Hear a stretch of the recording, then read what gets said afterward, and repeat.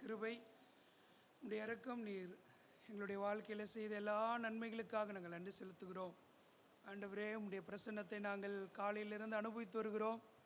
நாங்கள் காலை கேட்டதை போல ஆண்டவரே, நீர் உடைய பிரசன்னத்தில் எங்களுக்கு இருக்கக்கூடிய ஆசீர்வாதங்கள் தேவரீர் இதற்குள்ளாக வர வேண்டும் என்று எத்தனையோ கோடிக்கணக்கான மக்கள் ஆசைப்பட்டும் அது நிறைவேறல. ஆண்டவரே, தேவனை அறிவதும் தேவனுடைய பிரசன்னத்திற்குள் வருவதும் எப்பேற்பட்ட பாக்கியம். நீர் எங்களுக்கு இந்த நாளில் அதை தந்ததற்காய் நன்றி செலுத்துகிறோம். இப்பொழுதும் ஆண்டவரே, உம்முடைய வார்த்தையை நாங்கள் தியானிக்கும் பொழுது எங்கள் ஆண்டவர் எங்களோடு பேசும். மனுஷருடைய சத்தத்தை கேட்பதினால், மனுஷருடைய முகத்தை பார்ப்பதினால் எங்களுக்கு எந்த பிரயோஜனமும் இல்லை. ஆண்டவரே, நீர் எங்களோடு பேசும். ஆண்டவரே, உம்முடைய பிரசன்னத்தை எங்களுக்கு நீர் தாரும்.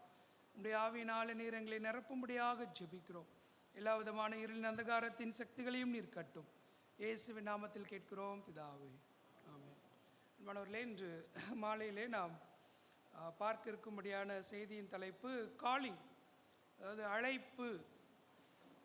அழைப்பு என்று சொல்லும் பொழுது பெரும்பான்மை மக்கள் கிறிஸ்தவத்திலே புரிந்து கொள்ளுதல் அல்லது கிறிஸ்தவத்தில் இருக்கக்கூடிய மக்கள் என்னக்கூடிய காரியம், அழைப்பை பெற்றிருக்கிறோம். நம்மதிலையும் இந்த ஆண்டில் கீர்த்தி அவங்க முழு நேர அழைப்பை பெற்று ஊழியத்துக்கு வந்திருக்காங்க.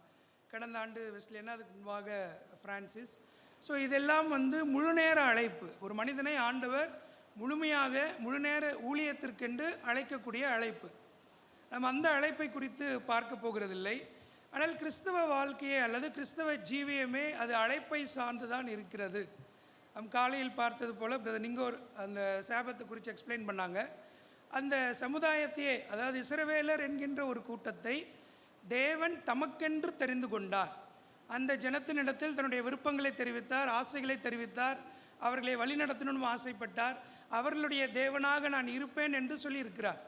ஆக ஆண்டவர் ஒரு சமுதாயத்தை, ஒரு கூட்டத்தை பழைய ஏற்பாட்டு காலத்தில் ஏற்படுத்தினார். அது ஆபிரகாமிலிருந்து அந்த அழைப்பு பிரித்தெடுக்கப்பட்டு ஆபிரகாமிலிருந்து ஆண்டவர் அழைத்திருக்கிறார். இப்போ காலிங் என்பது இன்றைக்கு நாம் பார்க்க இருக்கிறது ஏதோ முழு நேர அழைப்பு என்றல்ல, நம்முடைய வாழ்க்கையே ஒரு அழைப்பு தான். கிறிஸ்தவ வாழ்க்கை ஆண்டவரை பின்பற்றும் பொழுது அது ஆண்டவர் நம்மளை அழைத்து அவரை நாம் பின்பற்ற வேண்டும் என்று எதிர்பார்க்கிறார். நீங்கள் இந்த பேனரில் பார்த்த ஏசாயா 43ஆம் அதிகாரத்தினுடைய ஒரு வசனம் இது. நாம் இன்றைக்கு தலைப்புக்கு மையமாக எடுத்துக்கொண்டிருக்கிற வசனம் ஏசாயா 43:1 வசனம். இப்பொழுதும் யாக்கோபே, உன்னை சிருஷ்டித்தவரும் இஸ்ரவேலே, உன்னை உருவாக்கினவருமாகிய கர்த்தர் சொல்லுகிறதாவது, பயப்படாதே, உன்னை மீட்டு கொண்டேன், உன்னை பெயர் சொல்லி அழைத்தேன். இதே மத்தேயு 11ஆம் அதிகாரம் 28ஆம் வசனத்தில், வருத்தப்பட்டு பாரம் சுமக்கிறவர்களே, நீங்கள் எல்லோரும் என்னிடத்தில் வாருங்கள், நான் உங்களுக்கு இளைப்பாறுதல் தருவேன். ஏசாயா 43:1 பெயர் சொல்லி அழைத்திருக்கிறேன், உங்களை நான் பெயர் சொல்லி அழைத்திருக்கிறேன். ஆக பெயர் சொல்லி அழைக்கப்பட்ட ஒரு அழைப்பு. பெயர் சொல்லி கூப்பிடும் பொழுது அதில் ரொம்ப இன்டிமெசி அதிகமாக இருக்கும். பெயரை சொல்லி ஒருத்தங்களை நம்ம கூப்பிட்றப்போ அந்த நெருக்கம் அதிகமாக இருக்கும். அவங்கக்கிட்ட நமக்கு உரிமை இருக்கும், அவங்களுக்கு நம்ம மீது அன்பு அல்லது உரிமை அல்லது ரெஸ்பெக்ட் அல்லது நல்ல அறிமுகமானவர்களாக இருப்போம். சில நேரத்தில் அந்த காலத்து மக்களுக்கு இப்போது எல்லார் வீட்லேயும் 2 பிள்ளைங்க தான், ஏதோ ரொம்ப ரேராக தான் 2க்கு மேலே இருப்பாங்க. ஆனால் அந்த காலத்தில் 8 பிள்ளைங்க 9 பிள்ளைங்க இருப்பாங்க. நாங்கள் ஆந்திராலேருந்து வந்ததுனால எங்கள் அப்பாவுக்கு கூட பிறந்தவங்க 9 பேர். அப்போது இவருடைய அண்ணா 2 ஆண்கள், மீதி எல்லாம் பெண்கள் தான். அப்போது பெண்கள் பெயரை வைத்தால் சின்ன குட்டி அப்படின்னாக்கா சின்ன குட்டி, அது அப்போ தான் பிறந்திருக்கும். கொஞ்ச நாள் கழித்த பிறகு பெரிய குட்டி அப்படின்னு வச்சா அதுக்கப்புறம் பிறந்த குட்டி. அதுக்கிடையில் நடு குட்டி, பெத்தான்னு சொல்லுவோம் தமிழில், தெலுங்கில் பெரியவங்க. பெண் பிள்ளைகளாக இருந்தால் ஒரு வேளை லக்ஷ்மின்னு பேர் வைப்பாங்க. நாங்கள் இந்து குடும்பம்னால அவங்களுக்கு லக்ஷ்மின்னு வச்சா முதல்ல பிறகு சின்ன லக்ஷ்மி, அப்புறம் பெரிய லக்ஷ்மி, அப்புறம் நடு லக்ஷ்மி. அதுக்கு மேலே இப்போ 3 ஆயிருச்சுல்ல. இப்போ 4 என்ன பண்ணுவீங்க? ஒருவேளை அந்த குழந்தை கொஞ்சம் குள்ளமாக பிறந்தால் பொட்டி லட்சுமி, குள்ள லட்சுமி. ஏன்னா அவங்களுக்கு அடையாளப்படுத்துவது எளிதாக இருக்கும். 9 பெயர்களை வைத்து எங்கள் தாத்தாவால் கூப்பிட முடியாது, படிக்காதவர். அதனால் இது ஈஸியாக இருக்கட்டும், அவருக்கு ஏற்ற மாதிரி அவர் பெயர்களை வைத்து கொண்டார், சின்ன சின்னதாக. இப்போ பெயர் சொல்லி அழைப்பது சில நேரங்களில் நம்மளை ஹாஸ்பிட்டலில் இருக்கிறப்ப அந்த 2ஆம் நம்பர் கேஸு 5ஆம் நம்பர் பெட்டு அப்படின்னாலே நமக்கு கோவம் வந்துடும். பெட்டுனா பெட்டு சொல்லலை, அவங்க நம்மளை சொல்கிறாங்க. எனக்கு பேர் இல்லையா, பேஷண்ட் பேர் இல்லையா. அப்போ பெயர் சொல்லி கூப்பிடும் பொழுது இட் இஸ் இன்டிமசி, ஒரு நெருக்கம், அவருக்கு நமக்கு இருக்கக்கூடிய ஒரு உறவு, அல்லது அவர் நமக்கு கொடுக்கக்கூடிய ஒரு ரெஸ்பெக்ட். இப்போ ஆண்டவர் அழைத்த அப்படிப்பட்ட அழைப்பை ஒரு 3 நபர்கள் எப்படி அந்த அழைப்பை தங்களுடைய வாழ்க்கையில் பயன்படுத்தி கொள்ளவில்லை. கொஞ்ச நாளைக்கு முன்னாடி, இப்போது இந்த நவீன காலத்து வசதிகளை நம்ம கண்டுபிடிச்சிட்டோம். அப்போ திடீர்னு ஒரு நாள் எனக்கு ஃபோன் வந்துச்சு. நான் எடுத்த உடனே நான் தான் மு.க. ஸ்டாலின் பேசுகிறேன், அதே வாய்ஸு. அப்புறம் தான் தெரியுது அது ரெக்கார்டுன்ட்டு. ஆனால் அந்த ஆரம்பத்தில் அந்த வாய்ஸ் வர்றப்போ அவர் தான் பேசுகிறாரோ, சார் சார் சார். அப்புறம் தெரியுது எனக்கு மட்டும் இல்லை, வீட்டில் இருக்கிற எல்லாருக்கும் வருது, அவருக்கு ஓட்டு போடாதவங்களுக்கும் வருது, போட்டவங்களுக்கும் வருது. ரைட். அப்போ பேர் சொல்லி அதை ஒருத்தவங்க பெரிய ஆட்கள் நம்மளோட பேசுகிறாங்க, அதுவும் அவங்க நம்மளை பேர் சொல்லி கூப்பிட்றாங்கன்னா நமக்கு அது ஒரு பெரிய மகிழ்ச்சியை, சந்தோஷத்தை கொடுக்கும். ஆனால் இங்கே ஆண்டவர் நம்மை ஒவ்வொருவரையும் பெயர் சொல்லி அழைத்திருக்கிறார். இங்கே இருக்கக்கூடிய ஒவ்வொருத்தரும் இம்பார்ட்டன்ட். ஒவ்வொருத்தருக்கும் ஆண்டவர் ஒரு செய்தியை வச்சிருக்கார், நம்மோடு பேசணும் என்று எதிர்பார்க்கிறார். இப்பேற்பட்ட அழைப்பை கொண்டிருக்கிற ஒரு மனிதர்களில் ஒரு 3 பேர் அந்த அழைப்பை எப்படி யூட்டிலைஸ் பண்ணிக்கல. ஏன்னா அவங்க அதை சரியாய் பயன்படுத்தி கொண்ட மக்கள் அநேகர் உண்டு. ஆபிரகாமை குறித்து வாசிக்கிறோம், இப்படி பல தலைவர்கள் உண்டு. ஒரு சிலர், அதில் ஒரு 3 பேர். முதல் காரியம், முதல் நபர் மத்தேயு எழுதின சுவிசேஷம் 19ஆம் அதிகாரம் 16ஆம் வசனத்தை வாசிக்கலாம். மத்தேயு எழுதின சுவிசேஷம் 19ஆம் அதிகாரம் 16ஆம் வசனம். அப்பொழுது ஒருவன் வந்து அவரை நோக்கி, நல்ல போதகரே, நித்திய ஜீவனை அடைவதற்கு நான் எந்த நன்மையை செய்ய வேண்டும் என்று கேட்டான். இது 25ஆம் வசனம் வரைக்கும் இந்த பகுதி இருக்குது. இது ஒரு வாலிபன், பணக்கார வாலிபன், அதிகாரியாக இருக்கக்கூடிய ரூலர், யங் ரிச் ரூலர். இப்போ இவ்வளோ பெரிய ஸ்தானத்தில் இருக்கிற ஒரு மனிதன் ஆண்டவர் இடத்துல வந்து கேட்குறார், நான் நித்திய ஜீவனை, எட்டர்னல் லைஃப் சுதந்திரித்து கொள்ளும்படியாக நான் எந்த நன்மையை செய்ய வேண்டும். இப்போ அவருடைய பேசிக் அண்டர்ஸ்டாண்டிங் என்னென்னாக்கா, 4 நல்ல காரியங்களை செஞ்சுட்டா நம்ம பரலோக ராஜ்யத்தை சுதந்திரித்து கொள்ளலாம், 4 பேருக்கு நல்லது பண்ணிட்டாங்க நம்முடைய வாழ்க்கை ஆண்டவருக்குள்ளாக வந்துடும் அப்படின்ற எண்ணத்தோடு இருக்கிறனால அவர்கிட்ட கேட்குறாரு, நான் எந்த நல்லதை செய்யட்டும், நான் நிறைய நல்ல காரியங்களை செய்கிறேனே, அதில் எதை செய்யட்டும். இதை முதல் விதமான மனிதன் அல்லது மக்கள் எப்படிப்பட்டவர்கள் என்றால், காலிங் ரிஜெக்டட், அழைப்பை நிராகரித்த மனிதர்கள். அவங்களுக்கு அழைப்பு கொடுக்கப்பட்டுக்கிட்டே இருக்குது, ஆனால் அவர்களுக்கு அழைப்பு கொடுக்கப்பட்டுக்கிட்டே இருந்தாலும் அந்த அழைப்பை நிராகரிக்கக்கூடிய மனிதர்கள். ரிஜெக்ட் பண்ணுறாங்க, ஐ டோன்ட் வாண்ட், எனக்கு வேண்டாம், என் வாழ்க்கை இப்போ எப்படி இருக்கோ நான் அப்படியே தொடர்ந்து வாழ்ந்துக்கிறேன். இந்த வாலிபனும் அப்படி தான் வந்திருக்கான். இவனை குறித்து சொல்லும் பொழுது நம்ம ஏற்கனவே கேட்டிருப்போம், நல்ல ரைட் கொஸ்டின், நல்ல ஒரு கேள்வியை தான் கேட்டான், நல்ல நபர் இடத்துல தான் கேட்டான், right person at right time, சரியான காலத்தில் வந்து தான் கேட்குறான். வாலிப வயதில் மத்தேயு சொல்கிறாரு இவன் ஒரு வாலிபன் என்று. அப்போது சரியான கேள்வியை சரியான வயதில் சரியான நபரிடத்தில் கேட்டு சரியான பதிலையும் பெற்றுக்கொண்டு தவறான முடிவை எடுத்த மனிதன், ராங் டிசிஷன். ஆண்டவர் அவனை குறித்து போடுறப்ப மார்க்கில் எழுதியிருக்கு, லூக்காவில் எழுதியிருக்கு, இவன் துக்கத்தோடு போய்விட்டான். ஆண்டவர் சொல்கிறார், உனக்கு இன்னும் உன்னிடத்தில் குறை உண்டு, நீ முழுசாக ஆண்டவருக்குள்ளே வரணும். இந்த அழைப்பு என்பது ஏதோ ஒரு பக்கம் மட்டும் எடுக்கப்படக்கூடிய முயற்சிகள் அல்ல, உன் பக்கத்தில் இருந்தும் நீ இதற்கு செவிசாய்க்க வேண்டும், உன்னிடத்திலிருந்து நீ முழுமையாக உன்னை ஒப்புக் கொடுக்க வேண்டும். அது இல்லாத பட்சத்தில் இந்த அழைப்பு நிறைவு பெறாது. But you take your efforts, உன்னிடத்தில் இருக்கிற முயற்சிகளை நீ பிரயாசங்களை எடுன்ற. இப்போ அவனை பார்த்து சொல்கிறாரு, உன்னிடத்தில் ஒரு குறை உண்டுன்னு சொல்லி தான் சொல்கிறாரு. அந்த 10 கட்டளைகளில் ஆண்டவர் முதல்ல கடைசி இருக்கக்கூடிய 4 கட்டளைகள் 5 கட்டளைகளை சொல்கிறாரு. அப்போ இந்த பையன் சொல்கிறான், ஆண்டவரே நான் இதை சிறு வயது முதற்கொண்டு பின்பற்றுகிறேனே. முதல் 5 கற்பனையை விட்டுட்டான். முதல் 5 கற்பனை அவன் வாயிலேருந்து வரல, நான் அதை பின்பற்றுகிறேன்னு சொல்ல. ஆண்டவர் சொன்ன பிறகு சொல்கிறான், நீங்கள் சொன்ன இந்த கட்டளைகள் எல்லாம் என் சிறு வயதிலிருந்து நான் பின்பற்றுகிறேன். கடைசி 5. அப்போ முதல் 5 என்ன? எனக்கும் ஆண்டவருக்கு இருக்கக்கூடிய உறவு. சில நேரங்களில் யார்கிட்ட எப்படி பேசணும் என்கின்ற ஞானமும் அறிவும் ஆண்டவருக்கு நல்லாவே இருக்கும். இவனுடைய வாழ்க்கையை பொறுத்த மட்டும் பணம் தான் அவனுக்கு எல்லாம். பணத்தை விட்டுட்டு எல்லாத்தையும் கொடுத்துட்டு வான்னு சொன்னால் ப்ராக்டிக்கலாக அது கஷ்டம். ஆனால் அவனுடைய வாழ்க்கையில் இருக்கக்கூடிய பிரச்சனை அதுதான். அவனுடைய வாழ்க்கையில் தெய்வமாக இருந்ததே பணம் தான். அவனுடைய வாழ்க்கையில் அவன் அதிகமாக நேசித்ததே பணம் தான். இன்று காலையில் நம்ம பார்த்தோம் அந்த டிஃப்ரென்சியேஷன். பணத்திற்கு பின்பாக செல்வது தவறல்ல, பணம் சம்பாதிப்பது தவறல்ல, பணம் தான் எல்லாம் என்று நம்முடைய இருதயத்தை கொண்டு போய் வைப்பது தான் தவறு. ஆக ஆண்டவர் அவனை பார்த்து சொல்கிறப்போ அவன் சொன்னான், நான் 4-5 கட்டளைகளை பின்பற்றுகிறேன் ஆண்டவர். அன்பானவர்களே, நம்மள அநேகர் ஏதோ 4 கற்பனைகளை பின்பற்றுவதனால ஆண்டவரை முழுசாக அறிஞ்சிட்டோன்னு அர்த்தம் அல்ல. ஏதோ சபையில் 4 காரியங்களை செய்கிறதுனால நான் ஆண்டவருக்குள்ளே நிலைத்து இருக்கிறேன்னு அர்த்தம் அல்ல. ஏதோ 4 சபையில் இருக்கிற 4 பேர் எனக்கு தெரியும், 4 பேரோட நான் பேசிக்கிட்டு இருக்கிறேன், 4 பேரோட நான் பழகிட்டு இருக்கிறேன் என்பதனால் நான் இயேசுவுக்குள்ளாக முழுமையாக வந்துட்டேன் என்று அர்த்தம் அல்ல. எல்லாரும் இருக்கிற கூட்டத்தில் நானும் இருக்கிறேன், ஆக நான் சரியான பாதையில் இருக்கிறேன் என்று எண்ணுவதும் தவறு.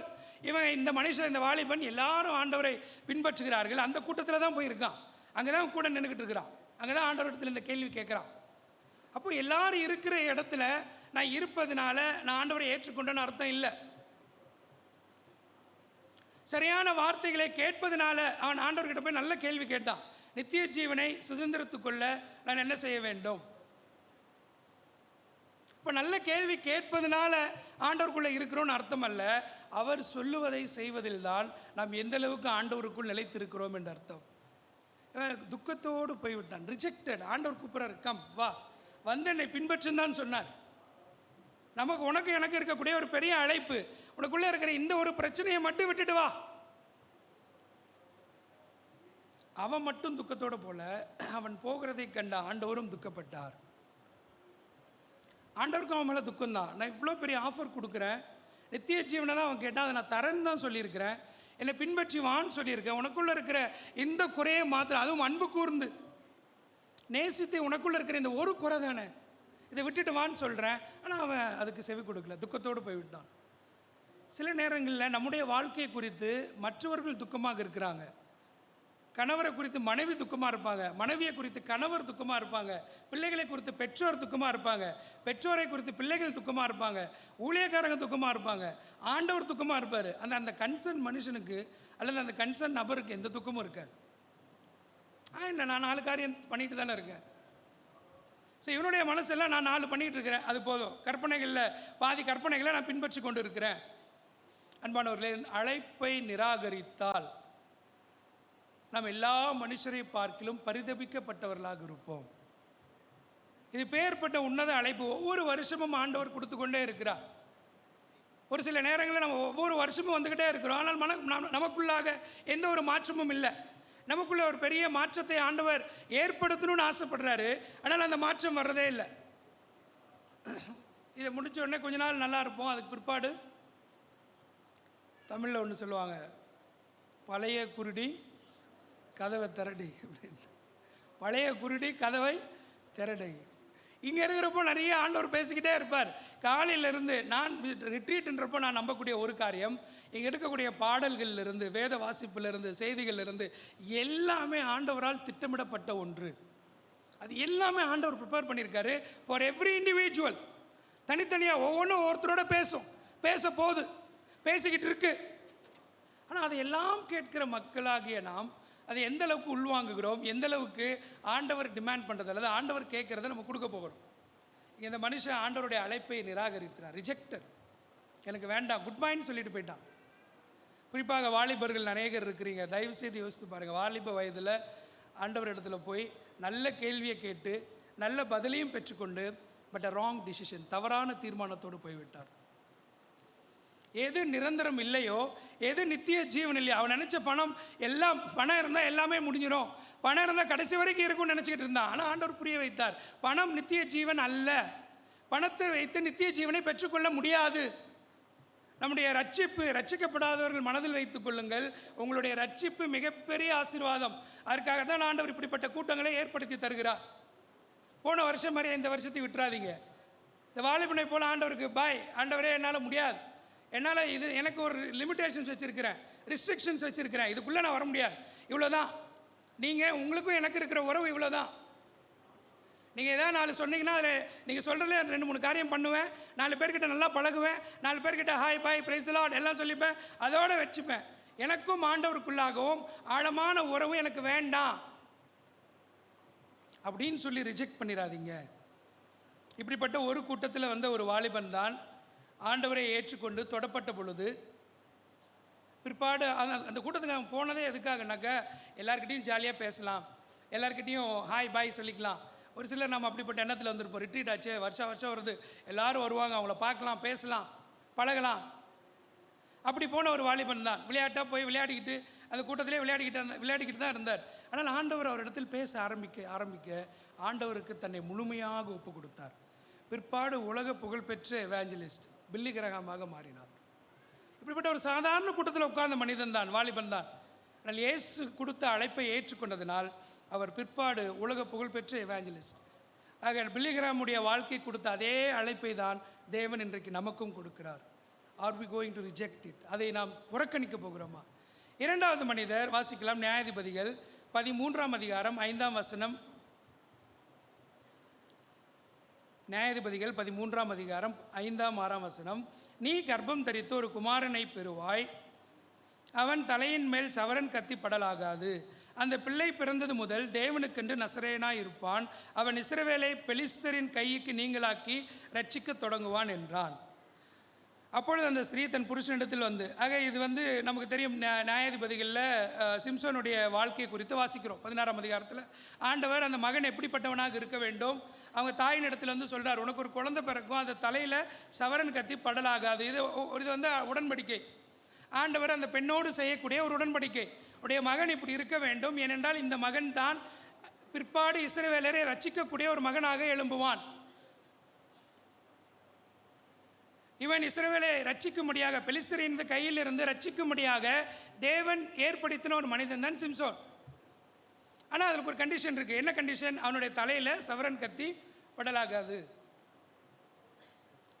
ஒருவேளை இது அவங்களுக்கு கரெக்டாக இருந்திருக்கும். இன்றைக்கி நம்மள யாரையாச்சும் ஆண்டவர் பயன்படுத்தணும்னு சொல்லி உங்கள் தலையில் முடி கொட்டக்கூடாது, முடி எடுத்துடாதீங்கன்னு ஒரு வேலை கொடுத்தா நமக்கு சிலருக்கு இயற்கையாகவே கொட்டி போகுது. அது எப்படி பொருந்தும்னு தெரியல. ஆனால் அவங்களுக்கு சொன்னாங்க, உன் தலையில் சவரன் கத்தி படலாகாது, உன்னுடைய ஸ்ட்ரென்த், உன்னுடைய பலனே அது மேலே தான் இருக்குது, உன்னுடைய அபிஷேகமே அது மேலே தான் இருக்குது. இந்த ரெண்டாவது விதமான மக்கள் எப்படிப்பட்டவர்கள் என்றால், காலிங் நெக்லெக்டட், தன் அழைப்பை உதாசீனப்படுத்தக்கூடிய மக்கள். அவர்களுக்கு அழைப்பு என்றால் என்னென்னு தெரியும், கிறிஸ்தவ ஜீவியம் என்றால் என்னென்னு தெரியும், கிறிஸ்தவ ஜீவியத்தை தொடங்க ஆரம்பித்திருப்பார்கள், அதில் பல வெற்றிகளையும் பார்த்திருப்பார்கள். ஆனால் செல்ல செல்ல உதாசீனப்படுத்துறது, நெக்லெக்ட். சிம்சோன் தன்னுடைய 2-3 வெற்றிகளுக்கு பிற்பாடு, நீங்கள் 16ஆம் அதிகாரம் 16ஆம் வசனம் 17ஆம் வசனம் வாசிக்கிறேன். இப்படி அவனை தினம் தினம் தன் வார்த்தைகளினாலே நெருக்கி அலட்டி கொண்டிருக்கிறதினால் அவன் சாகத்தக்கதாய் அவன் ஆத்துமா விசனப்பட்டு தன் இருதயத்தை எல்லாம் அவளுக்கு வெளிப்படுத்தி, அவனுடைய சீக்ரெட் எல்லாம் தெலீலாள் கிட்ட சொல்லிடுறார். ஏன்னா அவன் கேட்டுக்கிட்டே இருக்கான், எங்கே இருக்கு உங்கள் சீக்ரெட்? ஏன்னா இவங்க கிட்ட இந்த நியூஸை வாங்கி அங்கே கொண்டு போய் கொடுத்துடணும். அதான் நமக்கு இந்த சம்பவம் எல்லாம் தெரியும். அப்போ ஒரு கட்டத்தில் எவ்வளோ ட்ரை பண்ணார், மறைத்தார், முயற்சித்தார், சொல்லலை. ஆனால் ஒரு கட்டத்தில் போய் என்ன ரீசன் என்ன, அந்த சீக்ரெட் என்னன்னு சொல்கிறத வெளிப்படுத்திட்டார். அன்பானவர்களே, காலிங் நெக்லெக்டட், அழைப்பை நிராகரிக்க, உதாசீனப்படுத்த வேண்டாம். நம்மை அழைத்து ஆண்டவர் கொண்டு, இந்த உதாசீனம் எங்கே வரும்னாக்க, ஒரு தேவ ஊழியக்காரர் அவர் எழுதுகிறப்போ சொல்லியிருக்காரு, அதாவது ஒரு வெற்றி அல்லது 2 வெற்றியின் பின்னாடி பெறும் பொழுது நேச்சுரலாகவே மனுஷனுக்கு இருக்கக்கூடிய ஒரு சுபாவம் வீழ்ச்சியை நோக்கி தான் செல்லும்.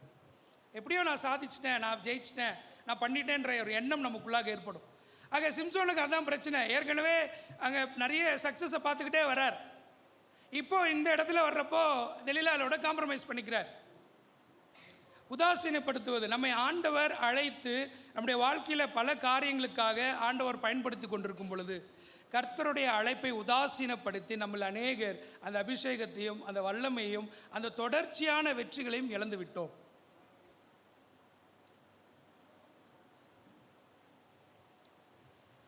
நல்ல கான்கரராக இருந்த ஒரு சிம்சோன், கான்கரர் பிகமிங் எ கமெடியன். இதில் போய் வாசித்து பார்த்தீங்கன்னா கடைசியில் அங்கே எல்லாரும் கூட இருக்கிறப்போ காமெடி பண்ணிக்கிட்டு இருப்பார் இந்த சிம்சோன் தான். காரணம் என்ன? காம்ப்ரமைஸ் பண்ணுறப்ப.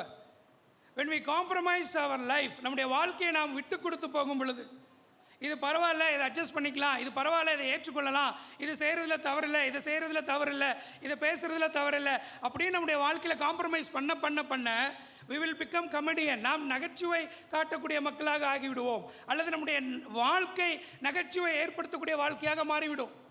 ஒரு காலத்தில் கான்கரர் சிம்சோன்னா எல்லாம் பயப்படுவாங்க, சிம்சோன்னா எல்லாரும் ஆச்சரியப்பட்டாங்க. ஆனால் இன்றைக்கு அதே மகா சபையில் சிம்சோனை பார்த்து சிரித்து கொண்டிருக்கிறார்கள். வேடிக்கை பொருளாக மாறிவிட்டான். காரணம் நெக்லெக்டிங். தன்னுடைய அழைப்பை உதாசீனப்படுத்துவது. எபிரேயர் 12ஆம் அதிகாரம் 16ஆம் வசனத்தை நாம் வாசிக்கலாம். எபிரேயர் 12ஆம் அதிகாரம் 16ஆம் வசனம்.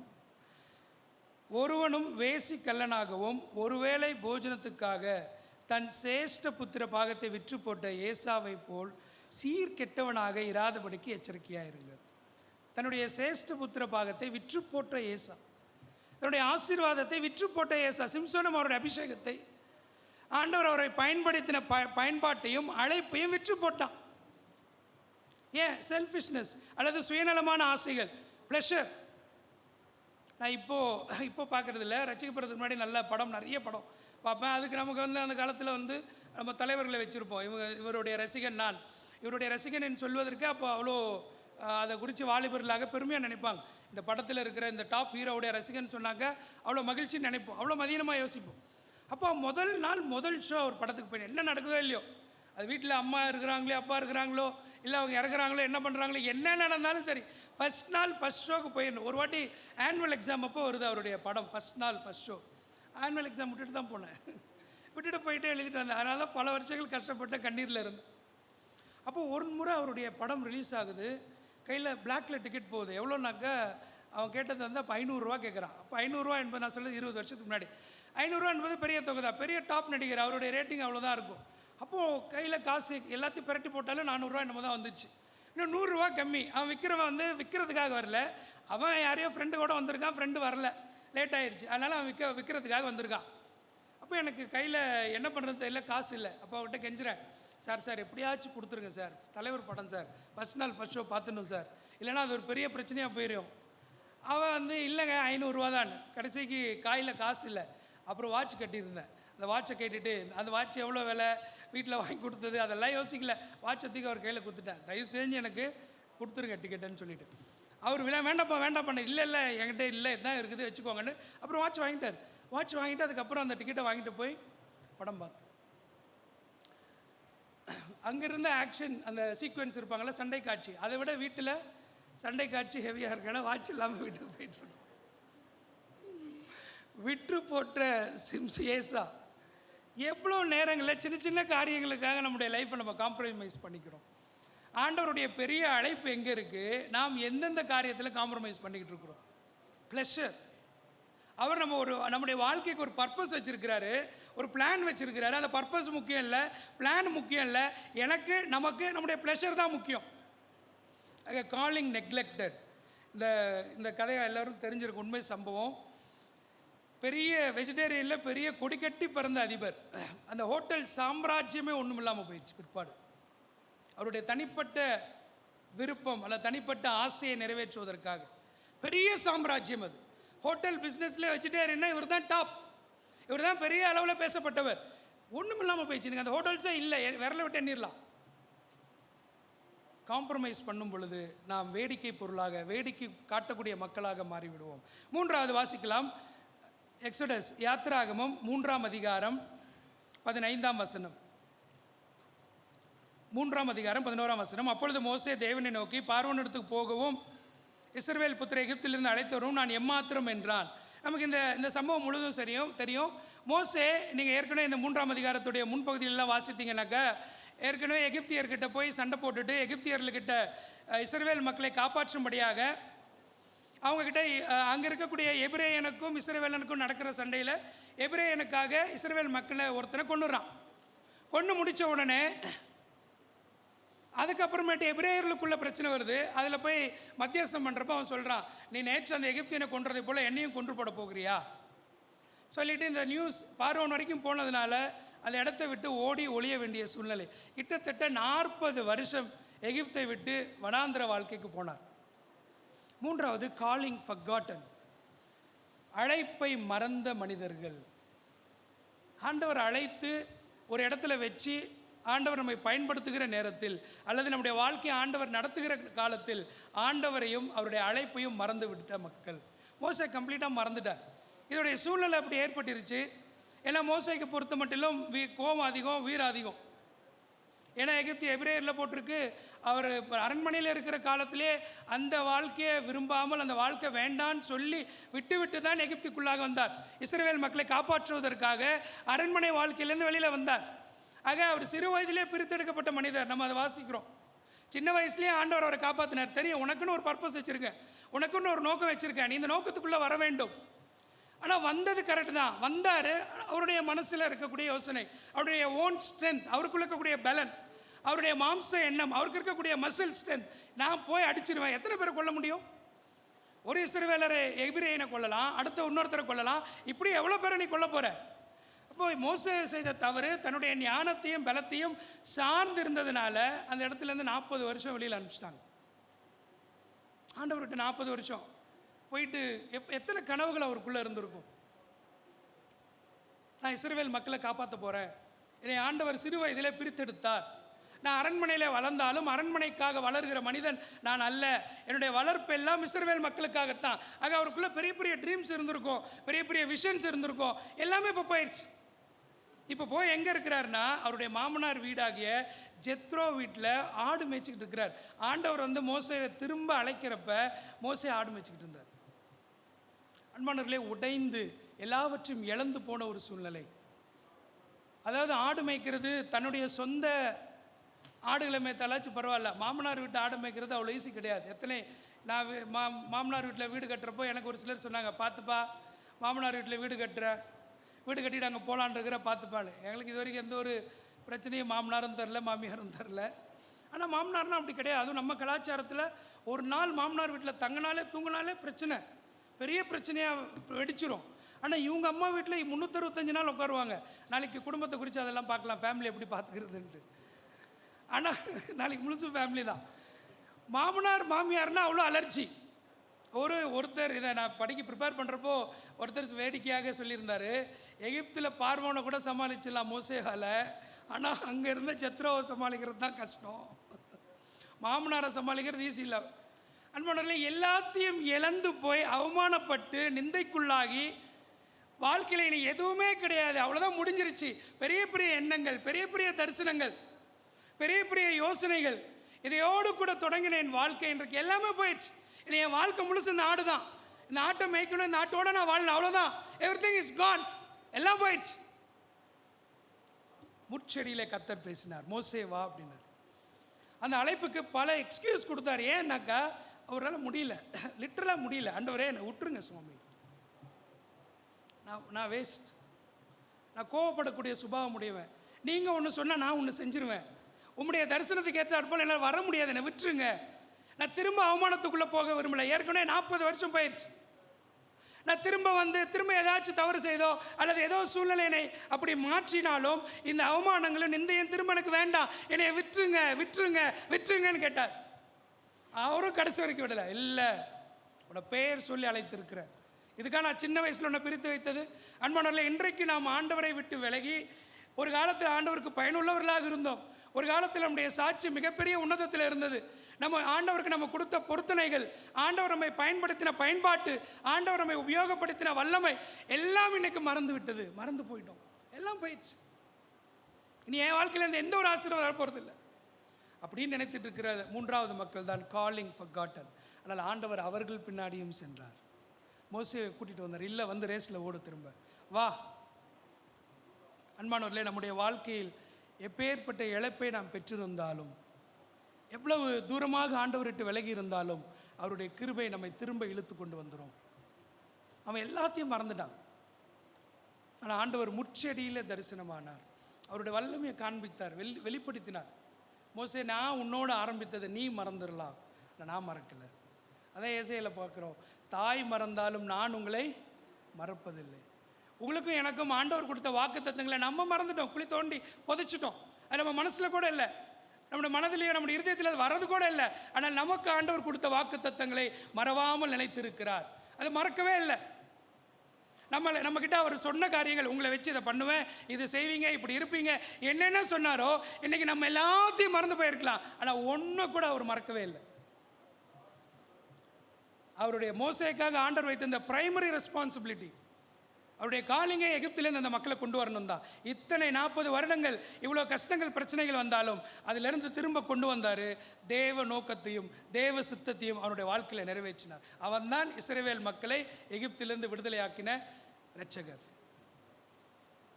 ஆக நாம் அவரை விட்டு போயிருந்தாலும், நாம் எல்லாவற்றையும் மறந்து போயிருந்தாலும், ஒரு நிமிடம் யோசித்து பாருங்க, ஆண்டவர் மறக்கலை. அதுதான் திரும்ப உங்களை அழைக்கிறார். தாய் மறந்தாலும் நான் உன்னை மறப்பதில்லை. நான் உன் கூட பண்ண உடன்படிக்கை, உன்னோடு கூட செய்த வாக்கு தத்தங்கள் எதுவுமே மறக்கலை.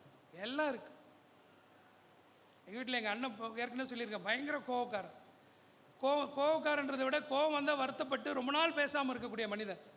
அப்படி இருக்கிறப்போ அவனை அந்த கோவத்திலேருந்து தணிக்கணுன்னாக்கா, அப்போ பெற்றோருக்கு அவங்களுக்கு தெரியும் எந்த மாட்டை எப்படி கரைக்கணும்னு பெற்றோருக்கு நல்லா தெரியும். அப்போ அவனை டீல் பண்ணணுன்னாக்கா, நான் எனக்கு சொல்லியிருக்கேன், எனக்கு வந்து சாப்பாட்டு விஷயத்தில் நான் சாப்பிட மாட்டேன் அப்படின்லாம் சொல்லிட்டு இருக்க மாட்டேன். அடுத்த 5வது நிமிடம் 10வது நிமிடமே பிளேட் எடுத்துகிட்டு போய் சாப்பிட்ருவேன். என் கோவம்லாம் அந்த மெனுவை பார்க்குற வரைக்கும் தான். ஆனால் அவன் கோவம் வந்து என்ன ஆனால் முடியாது. அப்போ அவனுக்கும் எங்கள் அப்பாவுக்கு டீலிங் உண்டு. என்ன டீலிங்குன்னா, அம்மா சொன்னாலும் அண்ணன் தம்பி சொன்னாலும் அக்கா சொன்னாலும் நம்மையும் கேட்பேன். இப்போ ஒரு பரிதாபத்துக்காக எங்கள் அம்மா கேட்பாங்க, நீ மட்டும் சாப்பிட்டுக்கிட்டே இருக்கிறியே, அவங்க கோவப்பட்டு சாப்பிடாமல் இருக்கானே போய் கேள்றான். இது ரொம்ப கேட்கலன்னா எனக்கு சாப்பாடு போயிடும். அதனால் போயிட்டு வந்து சாப்பிட்றான்னா அவன் சாப்பிட மாட்டான். அப்போ எங்கள் அப்பாவுக்கு தெரியும், என்ன அவனுக்கு தெரியும் யார் சொல்லணும் யார் பேசணும், அவங்க பேசட்டும். அப்போ எங்கள் அப்பாவுக்கும் தெரியும், அவர் அப்பா இல்லை இவருக்கு, அவருக்கு தெரியும். கூப்பிட்டு சாரி தம்பி மன்னிப்பு தம்பி இப்படிலாம் கேட்க மாட்டார். கூப்பிட்டு எங்கோட ஆனுவார், என்னப்பான் வெளில போய் கடைக்கு போய் வாங்கிட்டு வான்னு காசு கொடுத்துருவாரு. அங்கேயே முடிஞ்சிடும். அவங்க 2 பேருக்குள்ளே டீலிங் அது. அப்பா இப்படி சொன்னால் நம்மளை ஏற்றுக்கிட்டாரு, நமக்கு ஒரு ரெஸ்பெக்ட் கொடுக்குறாரு அர்த்தம். இப்போ யார் முதல்ல பேசுகிறா, யார் முதல்ல வேலையை கொடுக்குறா, இதுதான் பிரச்சனை அவனுக்கு. இது நடந்துருச்சுன்னா எல்லாம் முடிஞ்சிருச்சு. பெற்றோருடைய இருதயம் அப்படிப்பட்ட இருதயம். அதை காட்டிலும் உயர்ந்த இதயம் ஆண்டவருடைய இருதயம். அவர் மறக்கலைங்க. நம்ம அவருடைய அழைப்பை மறந்துட்டோம். செய்ய வேண்டிய வேலையை செஞ்சுக்கிட்டு இருக்காமல் இப்போ நாம் இப்போ செய்கிற வேலையெல்லாம் தேவையில்லாத வேலைகளை செய்து கொண்டு தான் உட்காந்துக்கணும். என்னென்னா எல்லாம் போயிடுச்சு ஆண்டவரே, எல்லாமே போயிடுச்சு, இனிமேல் ஒன்றுமே கிடையாது. ஒரு காலத்தில் இருந்தேன், ஒரு காலத்தில் செஞ்சேன், ஒரு காலத்தில் அடித்தேன். எபிரேயர்கிட்டேருந்து இஸ்ரவேல் மக்களை இஸ்ரவேல்கிட்டேருந்து எபிரேய மனிதனை காப்பாற்றினேன். ஆனால் இப்போ இல்லை, எல்லாம் போயிடுச்சு. இப்போ என் கண்ணில் இருக்கிறதெல்லாம் ஆடுதான். ஆனால் ஆண்டவர் விடவே இல்லை. திரும்ப அவனை பிடிச்சார். அவன் அத்தனை காரணங்களை கொடுத்தாலும் விடலை. வா, காலிங் ஃபர்காட்டன், அழைப்பை மறந்த மக்களும் உண்டு. இந்த 3 விதத்தில் நாம் எந்த இடத்தில் இருந்தாலும் ஆண்டவர் நம்மை அழைக்கிறார். பேர் சொல்லி அழைத்திருக்கிறார். நீ என்னுடையவன். கண்களை மூடி ஜெபம் செய்யலாம். கண்களை மூடி ஜெபம் செய்வோம். நான் உன்னை பெயர் சொல்லி அழைத்திருக்கிறேன், நீ என்னுடையவன். Calling rejected, calling neglected, calling forgotten. அழைப்பை நிராகரித்த மனிதன், அழைப்பை உதாசீனப்படுத்தியவன், அழைப்பை மறந்த மனிதன். நம்ம எந்த நிலையில் இருந்தாலும் அந்த அழைப்பு மாறலங்க. தேவன் நம்மை இப்பொழுதும் அழைத்து கொண்டு தான் இருக்கிறார். His calling is so precious. அது மிக விலையேற பெற்றது. நம்முடைய வாழ்க்கையை திரும்ப ஆண்டவருக்கு ஒப்பு கொடுப்போம். ஆண்டவரே, உம்முடைய அழைப்பை புரிந்து கொண்டு உமக்குள்ளாக நாங்கள் எழும்பி பிரகாசிக்க எங்களுக்கு உதவி செய்யும். ஒருவேளை நாங்கள் எல்லாத்தையும் மறந்துட்டோம். நீர் எங்களோட பேசினது எல்லாத்தையும் மறந்துட்டோம். வருஷமாயிருச்சு. நீர் கொடுத்த வாக்குத்தத்தங்களை எங்கள் மைண்டில் கூட இல்லை, எங்கள் இருதயத்தில் கூட இல்லை, எல்லாத்தையும் மறந்துட்டோம். நீர் காண்பித்த தரிசனம், நீர் பேசின வார்த்தைகள் எல்லாம் மறந்தாச்சு, எல்லாம் மறந்தாச்சு. ஆனால் நீங்கள் என்னை மறக்கல சுவாமி, நீங்கள் எங்களை மறக்கல சுவாமி. எங்களை ஆசீர்வதியும், வழி நடத்தும். இயேசுவின் நாமத்தில் கேட்கிறோம் பிதாவே.